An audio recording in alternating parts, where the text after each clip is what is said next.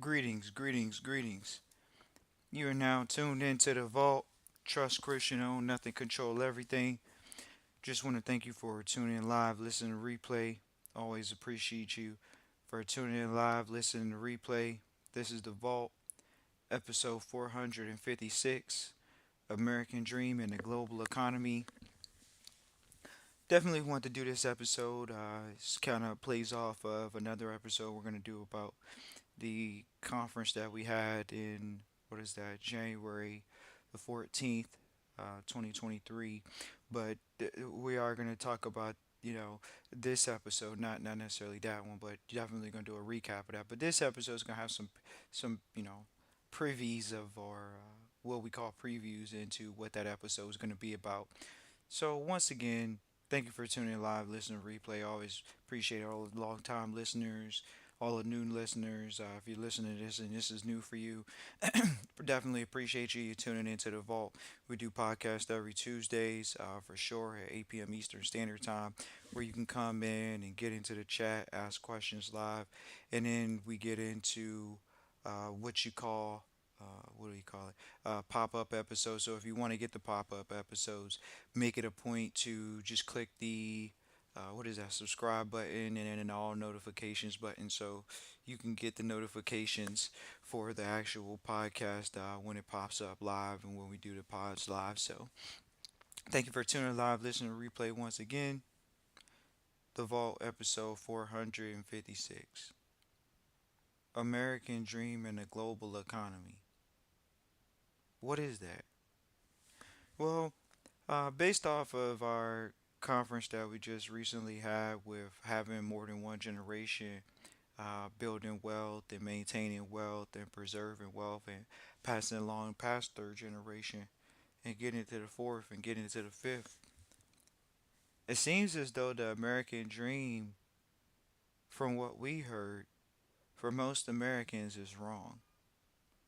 So there's two different types of American dreams. There's an immigrant American dream and then there's an American dream that's been painted to most Americans that have been programmed in the public school system. So the public school system will say study, get good grades,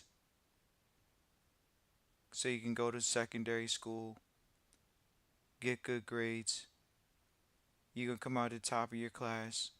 You'll work for some big Fortune 500 company, and you should be able to sustain your living.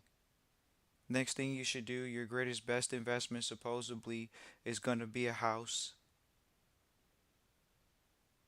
Make sure you got credit cards if you didn't have them in college because you want to build your personal credit. Most of these people are employees. So you go get a liability with the house, but they call it a what? Asset. How's it an asset but it's a liability when you got to pay a debt? So it's supposedly a mortgage. It's supposedly an asset. Okay, supposedly. So then we get to the American dream of you get the house, you get married, you have two kids. Okay, you're gonna ride it out for 30 years at some company. Hopefully you don't get downsized, right size, left size, upsized, downsized, like all the rest of the things happen in life. So so that's where the American dream is still picture being painted from the what 30,000 foot view, looking down. Okay, you work for a company for 30 years. Supposedly, you match the company matched the pension. There's a pension, and when you retire, you're going to live on one third of what you were making when you had a job. So once you live, now you're downsizing your own life. You're getting rid of the house. You may go get a condo in South Florida, or you might expat to another country nowadays. That's the American dream for most Americans that are living in America. Then when you get to the immigrant Americans, their story is so much shorter and sweeter.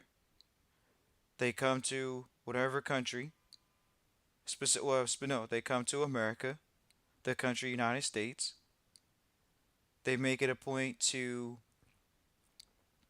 try to find a way to get a skill or a craft, and ultimately do what? Start a business. That's the culture of the immigrants coming to the United States is let me start a business. Maybe not all, but quite a few. Start a business. Make sure you can control your money. Make sure you can control cash flow. How do you quote unquote build wealth and pass wealth along from one generation to the next? You focus on financial quote unquote control, which is entrepreneurship. They understand that there's a free market, and so they exercise their free market, free enterprise and capabilities. That's what it sounds like. That's what it looks like. And we heard that definitely at the conference what was having someone that had family members that were immigrants from one generation to the next, seeing the lineage go through America and seeing how there has been a preservation based off of, once again, entrepreneurship, free enterprise. Not, oh, let me come over here and work and I'm gonna have a job and I'm gonna get it for 30 years and downsize, right size, and upsize. It's not any of those things. It's a system that's in place that says, for the most part, we're going to be, even if you say, oh, they're professionals, a professional is someone that can do things on their own. That means they can go out and free enterprise because they have a skill set, training, craft. It's interesting to see the dichotomy or the difference in paradigms of what will be considered to be the American dream. It definitely is a diametrical opposite. One wants to take the long route, the other is buying their way to freedom in the country that's supposed to be free. They're buying it. How do you buy it? Through hard work. How do you buy it? Through energy, through planning, through networking. That's how. Through learning.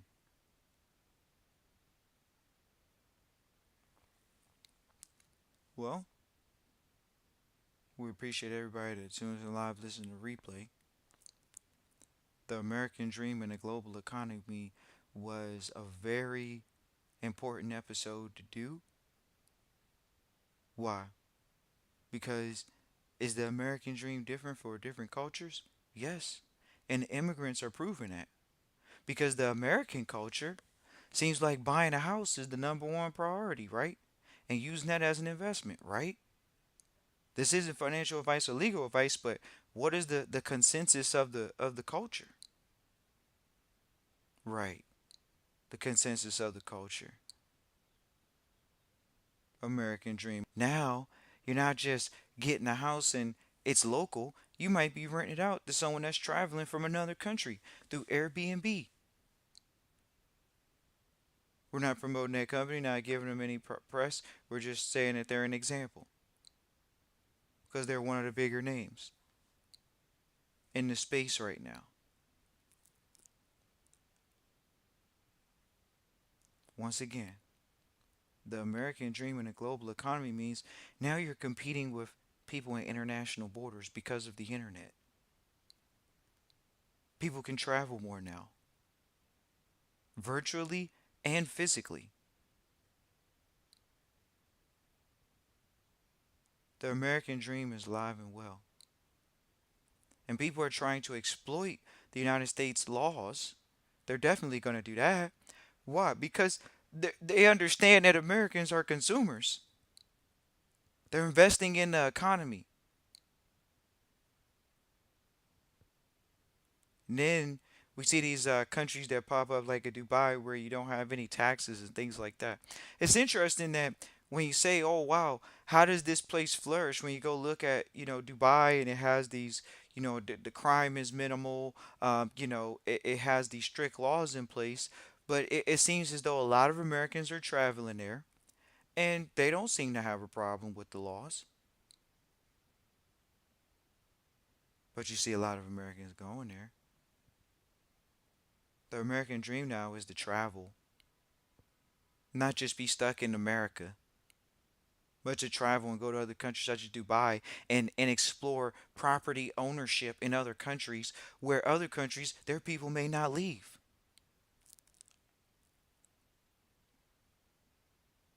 Well, as you see, what's called the uber rich or the uber wealthy now as they travel around the world and acquire these properties, but they're from the States or they're from whatever country they're from and they're buying property in another country. Is that not the global economy?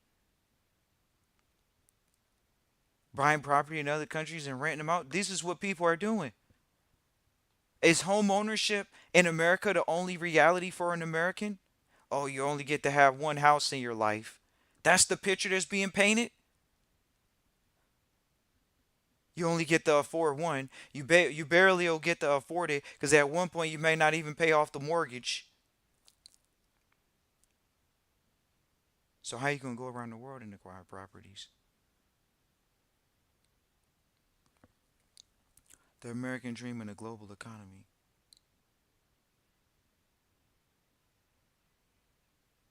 Do you want equity or do you want income?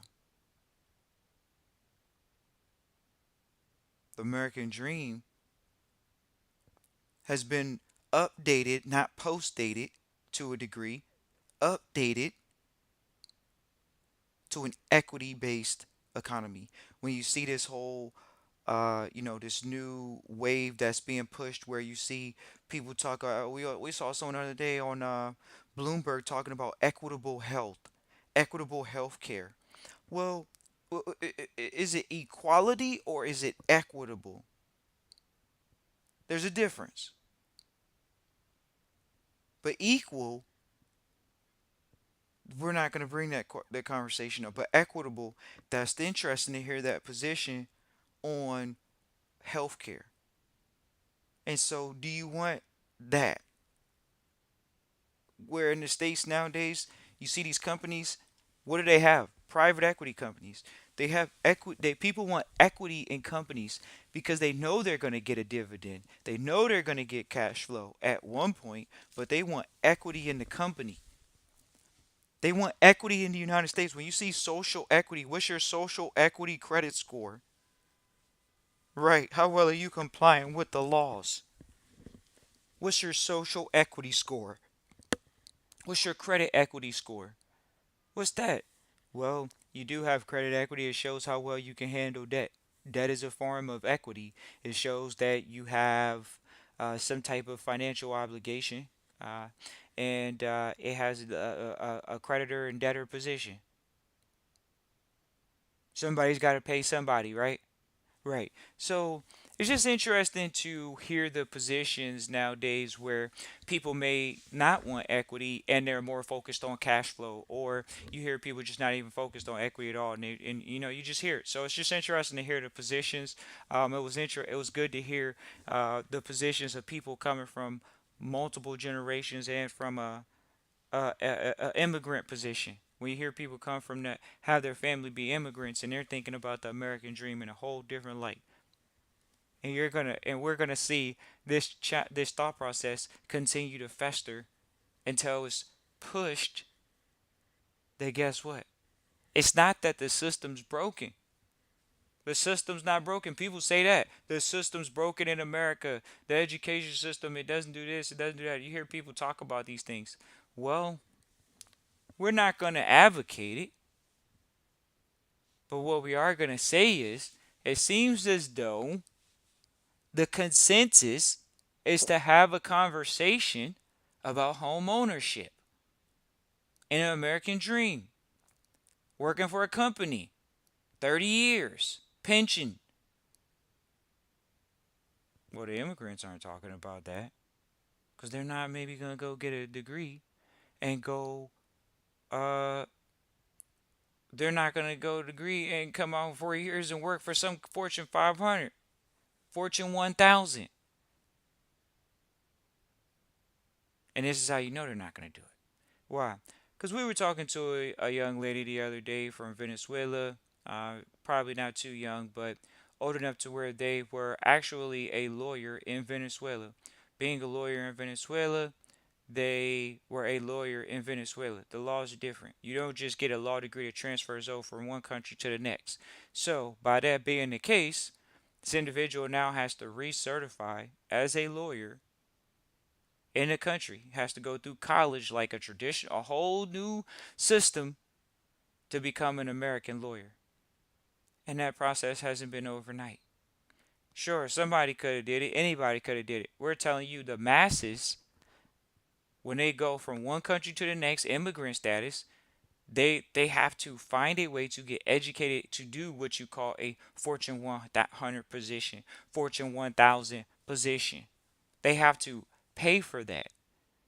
Now they're sure they can go through and get the same loans Americans get and all that other good stuff, but nevertheless they're getting loans again, just like Americans do, to get an education, to do a profession that that's the game. You hear the game? But then what happens to the ones that come over and say, "Oh, I'm just gonna open up a business, a mom and pop shop," which is 80% of America.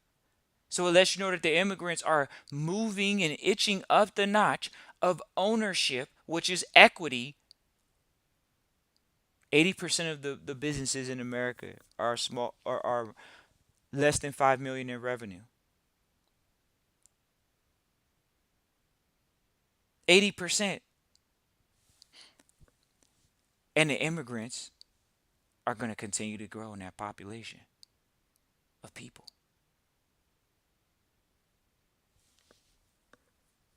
Their American dream is definitely not buying a house and being in debt. From what we've talked to them about at the vault, is that they're focused on opening up a business and being financially independent. How many Americans do you hear that literally can tell you they're financially independent? That's almost a lost art. It's almost a lost term nowadays. Oh, I'm financially independent. Why is that not the American dream, to be financially independent? Because when people have been educated to get jobs, they're not. You have just enough. That's the difference. Financial independence allows these families to be free, where they can send their children to school and then their children come work for their companies. So, two different types of American dreams. And that's because it's an immigrant, which is the global economy. People are migrating all the time to different jurisdictions. People are moving to Dubai just like they're moving to America. People are moving to Singapore. Singapore has the most millionaires per square inch in the world in one geographical location. This island has more millionaires than any other square inch in the world. Per square inch, per square foot. Excuse us, per square foot. So how you can't say, oh, they got all the money concentrated, all the ideas concentrated, all the people are concentrated. They're not. They're spread out. People are going to specific jurisdictions for specific reasons. Is the American dream to be taxed out of your wealth when you're trying to pass it along to your kids? Is that the American dream? Well, I'm not trying to get wealthy because I'm not trying to pay no more in taxes. That's why I'm not trying to make no more money. How many of your friends or how many people you know say stuff like that? Oh, I'm not trying to make no more money because I'm not trying to pay no more in taxes. Exactly. Is that the American dream? Consensus. Right. The American dream is different. It has changed. It is an equitable position now. So when people say, oh, the millennials don't want to own homes, well, if the millennials don't own homes, who's going to own the homes? The baby boomers are supposed to be getting rid of them. Did your parents buy the homes? Did X buy the homes? Did they buy the homes? Are they even going to own the home? Are they going to pass you the home on a debt? Or are they going to pass you the home, with a mortgage? You hear it all the time. You hear celebrities passing along property in the incorrect position? What makes you think people's normal everyday people that may have not have access to quality estate lawyers to pass along assets properly? So some type of probate or intestate happens. Interesting positions. If this is the American dream, is the American dream to pass along wealth? Is it to pass along money? Or is it to say, no, I'm not going to give my kids any money because I hear that's what the wealthy people do? Well, that's not completely true. Because we sit around the ones that actually are third, more than third generation. So you're seeing people that are multiple. How is that not the American dream if you see families that are passing along from one generation to the next? How is that not the American dream? And why would you be taxed out of that position? Is that does that sound like a wealthy mindset to tax my family one generation to the next because it's altruistic? Is that the American dream? Probably not. It's probably not. So we're going to see what the American dream is heading forward as we continue to dig into this century where you're seeing billion-dollar unicorns and you're seeing companies that are billion-dollar companies go bankrupt. Right. All within a 10-year period. This is what's going on. That's the American dream, right? Is that not the American dream? To get a billion-dollar company, then it go bankrupt? Right. So we're going to see what the American dream is based off the comments section. People putting in their perspective in the comments section. But we definitely get our ear to the street. We've talked to multiple generations. We've talked to first gens. We've talked to they still are building something. And from what we could see, the American dream is definitely to pass along wealth from one generation, pass along something, wealth and knowledge from one generation to the next. Very important. And how do you do that? You have to build a system. You have to have process. You have to have procedures. So appreciate you for tuning in live, listening to replay. Always appreciate everybody that tunes in live, listen to replay. This is the Vault episode 456. American Dream and the Global Economy. That's where we are. Where's your thought process at? We'd love to hear it. Appreciate you for tuning in live, listen to replay. You can feel free to reach out for Trustee Training. We're working on our next conference already. Looking for it sometime in April. Look forward to hearing from you all. Once again, it's Christian at trustchristian.com. Once again, it's Christian at trustchristian.com to reach out for Trustee Training. Christian at trustchristian.com. Peace and joy.